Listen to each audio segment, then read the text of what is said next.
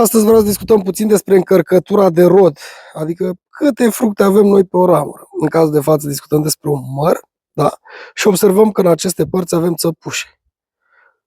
Acele elemente de rodire propriu-zisă care ne dau fructe chiar anul acesta. Mai avem și pinteni care la rândul lor vor dezvolta alte țăpușe sau alte elemente de rodire, vor fructifica anul viitor, iar în partea terminală avem ozmicea și încă ozmicea care este de o vigoare mai mare. Noi dacă mergem și aplicăm puțin de această ramură, vom vedea că 5-6 mere deja este mult pentru ea. Și de aceea trebuie să facem o normare a rodului, a încărcăturii.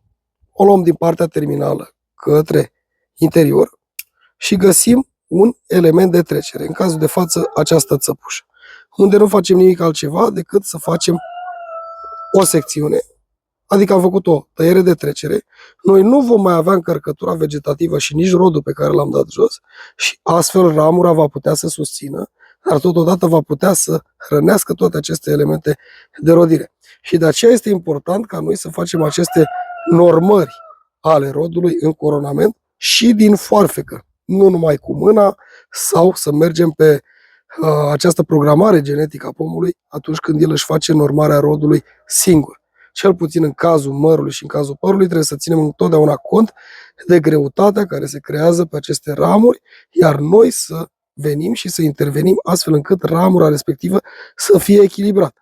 Totodată putem merge și în vară sau în primăvară, când vedem că încep să formeze rodul și dacă am lăsat totuși o încărcătură prea mare de rod, mai putem veni și face o normare a rodului și anume să rupem noi înșine o parte din fructele care se adună și care cresc pe aceste ramuri, astfel încât să nu le creăm o greutate în plus, pentru că aici pot interveni două situații. Prima este crearea de conflicte, adică ramura să lovească de alte ramuri prin greutatea ei, sau cea de-a doua, pur și simplu ramura respectivă, prin această încărcătură mare de rod, să se aplece, să atingă pământul sau mai rău, să se îndoaie și să se rupă, lucru care nu ni-l dorim sub nicio formă.